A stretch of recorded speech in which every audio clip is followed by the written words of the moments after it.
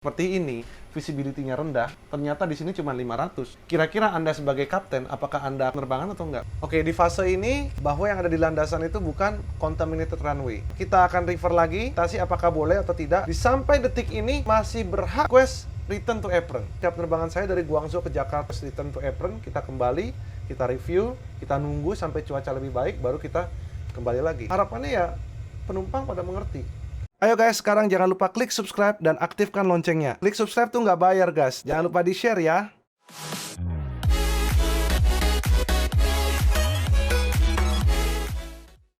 Halo guys, jumpa lagi dengan Captain Vincent Aditya. Hari ini saya berada di Flight Deck Indonesia, tepatnya di simulator pesawat Airbus A320. Ini adalah fixed base simulator yang dapat saya gunakan untuk menyampaikan apa yang akan saya buat konten hari ini. Konten ini saya buat karena banyaknya pertanyaan soal prosedur penerbangan ketika cuaca yang kurang baik. Jadi dikarenakan panjangnya konten ini, maka dari itu saya akan berencana untuk membuatnya menjadi dua bagian agar pesan ini dapat tersampaikan tanpa merasakan kebosanan pada orang yang kurang begitu mengerti. Baiklah, ini pesawat Airbus A320 adalah pesawat jenis narrow body.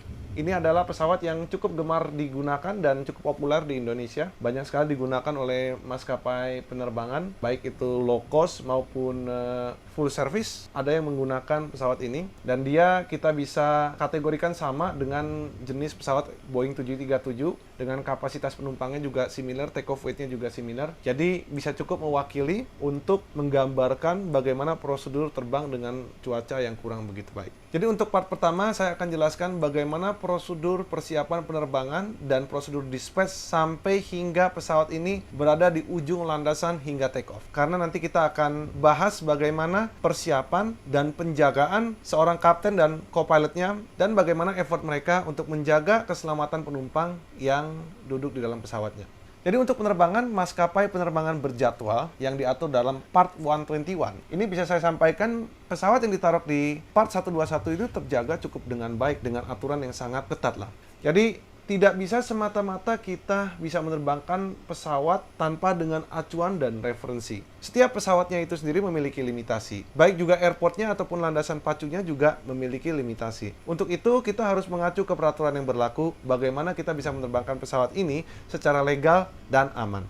Jadi aturan cuaca buruk dalam pesawat tentunya sudah diatur di setiap langkahnya. Contohnya antara lain adalah bagaimana pesawat sudah diatur ketika mereka akan dispatch. Itu adalah dispatch. Dispatch itu adalah apabila kita datang ke pesawat, lalu kita lihat requirement dispatch tidak terpenuhi, maka pesawat ini tidak boleh dirilis untuk terbang. Maka dari itu sudah diatur mulai dari dispatch. Dari take off sendiri juga diatur mana yang boleh, mana yang tidak boleh. Dan juga untuk en route ketika kita climbing, cruising, ataupun descent, itu juga sudah diatur mana yang baik dan mana yang tidak baik, dan prosedurnya bagaimana nanti akan kita jelaskan di video selanjutnya. Dan juga yang tidak kalah penting adalah pesawat juga diatur bagaimana prosedur dan aturan limitasi ketika dia akan mendarat di bandara tujuan. Oke, sekarang kita akan mulai dulu. Seumpama saya akan menerbangkan pesawat ini. Pesawat ini sekarang lagi berada di Bali dan Pasar. Kita akan terbangkan pesawat ini ke Surabaya. Untuk itu saya akan bawa kalian semua satu persatu untuk dapat melihat bagaimana proses decision making seorang kapten. Untuk itu saya akan bawa kalian mulai dari ketika kedatangan saya di Vlog. Vlog itu adalah tempat kita berkumpul dan mencari weather data dan mencari NOTAM dan dokumen-dokumen yang kita perlukan untuk penerbangan, persiapan penerbangan. Untuk dapat comply dengan aturan berbagai macam yang harus kita lakukan, cuman hari ini tidak akan saya discuss terlalu detail karena fokusnya hari ini adalah cuaca. Nomor satu ketika kita sampai di Vlog adalah kita harus mencek cuaca. Baik cuaca di sini, en route, ataupun di destination. Pertama, kita akan lihat dulu refer aturan di mana pesawat ini diatur untuk dispatch. Boleh atau tidak kita dispatch. Even kita ke pesawat, kita nggak boleh rilis, kita nggak boleh terbang kalau kita tidak punya aturan dispatch yang kuat. Kita akan buka referensinya menggunakan CASR 121. CASR adalah Civil Aviation Safety Regulation. Ini adalah dokumen regulator yang mengatur aturan penerbangan di Indonesia.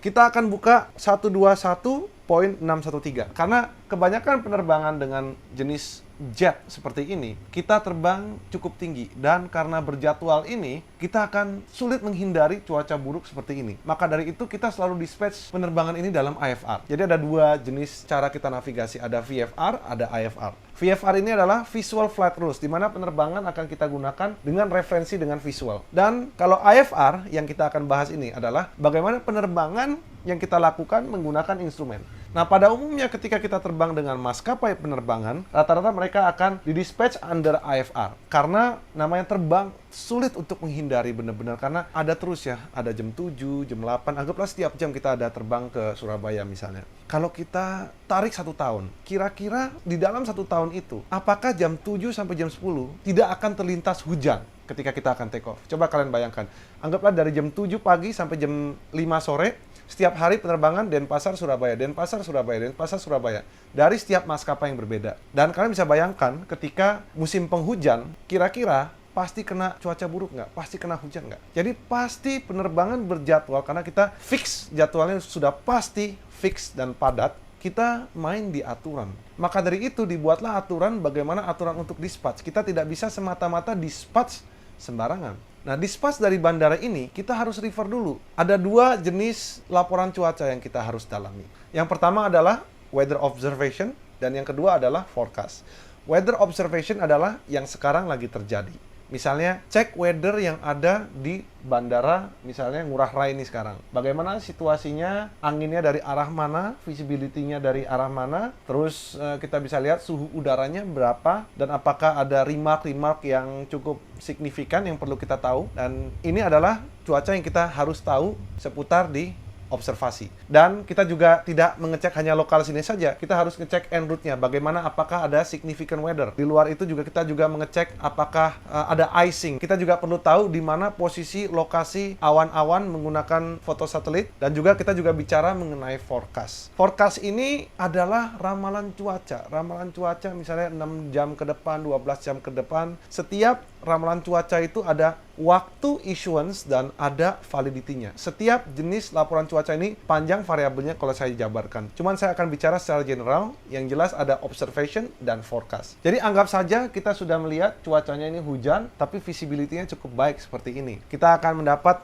weather observation di sini seperti apa, dan kita akan compare. Nah, ini akan kita baca aturannya, dispatch release under IFR. Yuk kita baca bersama. 121.613. Dispatch or flight release under IFR. Jadi kita akan terbang menggunakan IFR, instrumen, karena kita most likely kita akan merefer ke instrumen. Terbang di ketinggian 35.000, 37.000 kaki kan, tidak tertutup kemungkinan kita bisa ketutupan awan, layer di bawahnya, dan kita nggak bisa lihat. So, it's important untuk kita dispatch dengan under IFR. Memang dispatch under IFR akan lebih complicated lah prosedurnya, dan ada limitasi-limitasinya. Tentunya semua limitasi itu adalah untuk safety. Kita akan baca dulu. Except as provided in section 121.615, no person may dispatch or release an aircraft for operation under IFR unless appropriate weather report or forecast, or any combination of those report and forecasts, indicate that the weather condition will be at or above the authorized minimum at the estimated time of arrival at the airport or airport to which dispatch or release. Jadi kita bisa lihat, di code-nya adalah bahasa Indonesianya, tidak ada yang boleh merilis pesawat ini untuk terbang under instrumen unless kita mendapatkan laporan cuaca saat ini atau observation, atau ramalan cuaca, atau kombinasi dari salah satu dari itu yang mengindikasikan bahwa cuaca di sana akan menjadi ada atau di atas dari minimum yang ada di bandara tersebut pada saat estimate time arrival kita di bandara tersebut. Jadi aturan sini sudah sangat jelas. Apabila kita mau menerbangkan pesawat, nomor 1 adalah kita cek dulu weather-nya. Yang di sini bagaimana? Apakah sudah cukup untuk kita dispatch? Misalnya kita cek, di Bali ini adalah 1.600 meter. Untuk dispatch minimum kita harus memiliki visibility 1.600 meter. Nah, kita cek dulu di weather observation, ternyata dia 1.500. Nah, ini sudah tidak comply. Ketika kita cek 1.500, maka pilot, oh ya udah kita tunggu dulu aja kalau begitu. Tunggu baik, baru kita lanjutkan lagi. Tapi tunggunya kan nggak harus di ruang tunggu. Karena ketika cuaca itu sudah ready, diharapkan pesawat juga sudah ready, tinggal boarding aja. Itu loh persiapannya. Biasanya ketika pilot melihat visibility-nya 1.500, minimumnya 1.600, oh beda tipis ya, ya udah kita tunggu aja di pesawat. Nah, itulah bagaimana kru akan mempersiapkan pesawat. Jadi ketika dia lihat 1.500, oke lah, acceptable, kita akan ke pesawat, kita akan prepare, begitu semua ready, kita akan standby boarding. Jadi kita bisa lihat ya, cuaca di sini dulu bagaimana. Cuaca di sini sudah bagus, maka kita lihat lagi bagaimana dengan cuaca di sana. Misalnya saya mau ke Surabaya, kita refer ke chart Surabaya. Ini kita pakai chart yang update ya. Minimum untuk ILS di sini, dengan full ILS minimum adalah 800 meter. Jadi visibility minimum berdasarkan chart ini adalah 800 meter. Apabila kita mau ke sana, kita cek dulu weather forecast-nya. Di jam yang sama, apakah weather forecast-nya misalnya visibility-nya 3 kilo atau 4 kilo, berarti comply. Berarti kita boleh masuk ke pesawat, mempersiapkan pesawat kita untuk dispatch. Apabila pada saat ini visibility di sana masih 500, itu berarti di bawah dari minimum kita. Lebih baik ya udah tunda dulu aja lah. Lama kalau begitu. Kita harus make sure cuaca di sana sudah baik dulu, baru even kita bisa persiapkan pesawat. Tapi for the sake video ini, kita anggap saja untuk cuaca yang ada di sini sudah comply 1600 dan cuaca di sana minimum 800. Oke, bisa masuk sehingga kita comply untuk dispatch. Maka dari itu, saya kapten akan membawa co-pilot saya dan seluruh kru saya, ayo kita ke pesawat, kita prepare pesawatnya. Tapi sebelum itu, ada weather-weather yang harus kita periksa lagi. Nah, kita akan periksa bagaimana en route weather. Pertama kita cek bagaimana, apakah adalah significant weather di sana? Apakah ada tingkat icing yang luar biasa di sana? Apakah ada jet stream di sana? Terus apakah ada situasi awan-awan yang ekstrim? Kita cek dulu di sana. Terus kita planning rute lagi. Kita lihat lagi bagaimana rute penerbangan kita kenanya yang mana. Misalnya saya akan terbang dari Jakarta ke Makassar. Rute seperti biasa, kita terbang biasanya melalui Surabaya. Cuman karena misalnya, waduh, ini ada icing dan juga ada awan cumulonimbus yang icingnya parah. Wah, lebih baik saya nggak mau lewat rute itu. Ganti airway deh, kita request dulu sama mereka. Tolong dong kita ganti aja airway-nya, saya nggak mau lewat sana. Nah, itulah bagaimana pilot sudah mempersiapkan sebelum penerbangan. Dan juga di luar itu kita sudah memikirkan bagaimana kita bisa advantage dari tailwind apabila ada. Ketika kita terbang dengan jarak jauh, ada tailwind, angin dari belakang mendorong pesawat ini sehingga lebih cepat sampai dan lebih irit bahan bakar. Kita will take the advantage of the tailwind, seperti itu. Tapi pada dasarnya kita harus mempersiapkan penerbangan itu dengan baik pada fase ini. Karena nature-nya penerbangan berjadwal, pasti frekuensinya banyak, harus dipastikan punya maintenance status yang baik dan SOP yang baik supaya penerbangan ini harus to be reliable.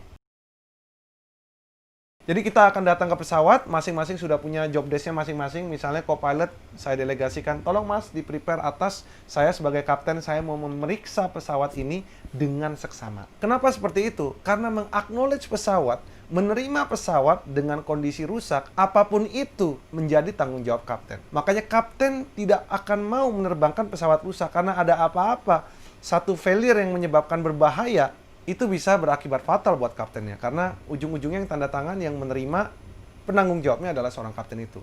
Nah, kalian bisa lihat ya, sekarang apabila kondisinya seperti ini, visibility-nya rendah, misalnya di Denpasar itu minimum 1.600 meter, ternyata di sini cuma 500. Kira-kira Anda sebagai kapten, apakah Anda akan persiapan untuk penerbangan atau enggak? Wah, kalau seperti ini, cuacanya udah thunderstorm, mature, terus visibility-nya juga nggak bisa lihat seperti ini, saya akan bilang, ya udah tunda dulu aja deh. Nah, itulah dimana second layer, pilot akan menjaga keselamatan penumpangnya. Lalu para pilot akan membuka radio, dia akan mendengarkan frekuensi ATIS. ATIS ini adalah frekuensi radio berisi tentang pesan isi dari cuaca dari bandara tersebut. Jadi itu akan recorded message yang akan diulang terus, akan di-issue tergantung ya, ada yang 1 jam sekali, ada yang 30 menit sekali. Jadi cuaca yang didapatkan dari ATIS ini berbeda dengan cuaca yang ada dari dispatch tadi. Dispatch tadi hanya menggunakan weather report dan forecast. Itu cukup untuk kita dispatch secara legal. Biasanya sangat detail, lebih detail lagi karena mereka akan di-issue oleh control tower. Tower memiliki alat pendeteksi cuaca yang cukup akurat dan visibility yang akurat supaya pilot-pilot yang akan arriving ataupun take off kita akan menggunakan acuan dari si ATIS ini. Ini adalah legalnya.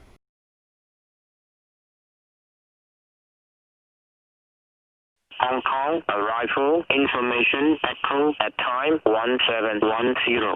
Arrival, runway 07 left. Significant wind shear and severe turbulence report occasional microburst. Forecast, runway surface wet due to full apron. Expect to wait for a around 30 minutes. Wind 100 degrees, 45 knots. Maximum 60 knots. Visibility 4,000 meters. Heavy rain. Cloud field 500 feet. Field CB 1,000 feet. Scattered 1,800 feet. Temperature 26. Dew point 25. QNH 983 hectopascals. Tempo 110 degrees 50 knots. Maximum 65 visibility 1,500 meters. Heavy showers. Fuel CB 600 feet. Scattered 1,600 feet. 2,500 feet. Estimated wind 130 degrees 94 knots. Acknowledge information echo on first contact with approach. Oke, sekarang kita anggap saja bahwa semua requirement sudah dipenuhi. Maka dari itu pesawat secara legal boleh diterbangkan. Oke, passenger sudah komplit, maka kita akan persiapkan. Perlu diketahui, pilot at this stage and any time can cancel their flight anytime. Karena kapten memiliki hak untuk meng-cancel flight ini. Tinggal bagaimana dia bisa mempertanggungjawabkan. Kapten memiliki wewenang full untuk menghentikan flight ini dengan alasan safety. Dan itu dilindungi oleh undang-undang. Oke, kalau begitu kita anggap saja semua penumpang sudah komplit dan preparation penerbangan sudah komplit semua. Kita akan push back pesawat ini dan prepare pesawat ini untuk terbang ke Surabaya. Oke, yuk kita lihat. Oke guys, sekarang kita akan demonstrasikan bagaimana possibility decision seorang pilot ketika dia melakukan penerbangan. Oke. Sekarang kita sudah start clearance, sudah boleh. Kita sudah clear pushback. Oke, ground cockpit, clear pushback heading to the east. Ya, parking brake release. Ini kita start dulu, nomor 2. Jadi kita lihat lagi kondisinya nih. Bagaimana situasinya di sini. Oke, selama start kita akan fokus kepada instrumen kita dan make sure startnya akurat. Oke, start nomor 1, kita start. Oke, langsung flight control check.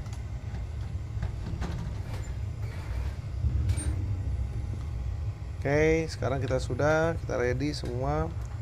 Kita clear taxi, kita akan taxi. Nah, di sini pilot akan sangat berhati-hati. Kita lihat nih, apakah visibility-nya oke, sesuai dengan yang dilaporkan. Yang kulihat iya. Jadi kita akan lanjutkan perjalanan, it's okay. Di sini pilotnya akan dengan sangat hati-hati taxi the airplane dan make sure semua sistem bekerja dengan baik, terutama pengereman. Kita cek brake-nya juga.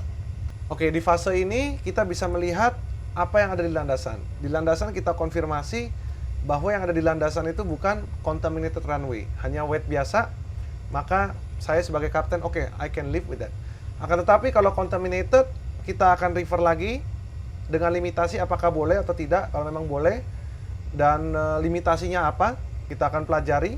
Nah, di fase ini ketika sudah tidak ada orang-orang di sekeliling, tentunya tidak menyebabkan radiasi kepada orang yang ada di sebelah kiri atau sebelah kanan kita ya. Jadi di sini kita bisa menyalakan weather radar kita untuk mendapatkan referensi gambaran apa yang ada di sana. Kira-kira apabila kita take off menghadap timur, apakah cuaca tersebut berbahaya? Di sampai detik ini, pilot pun masih berhak baik itu menunda penerbangan atau request return to apron.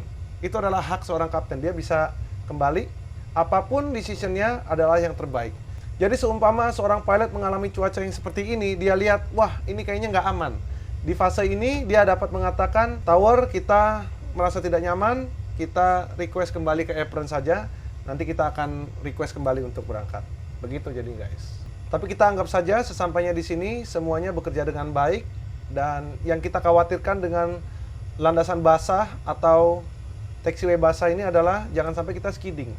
Maka dari itu kita taxinya sangat berhati-hati, kita open power juga hati-hati, mengeremnya juga hati-hati, dan kita beloknya juga hati-hati. Karena dikhawatirkan ketika kita belok terlalu patah, takutnya malah loss lagi, bablas. Maka dari itu pesawat ketika terbang hujan deras, kita sangat berhati-hati dalam mengontrol, kita menjaga semua di dalam koridor safety. Jadi guys, kalian sudah melihat ya, sampai di holding point ini, bagaimana decision seorang kapten masih banyak dapat membatalkan penerbangan dengan alasan safety. Dan itu pun pernah benar-benar saya lakukan ketika penerbangan saya dari Guangzhou ke Jakarta waktu saya terbang sebagai co-pilot. Di sana kita sudah menunggu kurang lebih 50 menit karena cuacanya sangat ekstrim dan karena bahan bakar kita terbatas, dan kita request return to apron, kita kembali, kita review, kita nunggu sampai cuaca lebih baik baru kita kembali lagi. Dan itu normal. Dan ketika itu terjadi, harapannya apa? Harapannya ya penumpang pada mengerti. Tapi masalahnya adalah para penumpang biasanya nggak mau mengerti. Soalnya penumpang itu mau taunya, apa ini kenapa pulang, pesawatnya rusak kah, dibatalkan kayak gitu. Nah, nggak semua informasi yang kita punya ini perlu kita berikan sepenuh-penuhnya, karena orang akan memiliki different perspektif untuk melihat. Maka dari itu seorang pilot akan dengan hati-hati kita sampaikan apa yang perlu kita sampaikan. Jadi guys, sekiranya karena sudah terlalu panjang video ini, akan saya tutup sampai di sini. The next video kita akan tunjukkan bagaimana decision making dan apa saja cuaca yang kurang bersahabat dan bagaimana cara mengatasinya, mulai dari take off, en route, dan mendarat. Di video berikutnya, kita akan explore cuaca yang kurang bersahabat dan cukup berbahaya untuk pesawat, yaitu wind shear, dan bagaimana menanggulangi cumulonimbus ketika kita en route, dan bagaimana aturan ketika kita akan mendarat di pesawat. Sehingga tujuan dari video ini dapat memberikan gambaran buat kalian semua, apa yang dilakukan para pilot, dan seberapa safe-kah pilot ketika terbang dalam cuaca. Jadi terima kasih sudah menonton video ini, jumpa lagi di video berikutnya.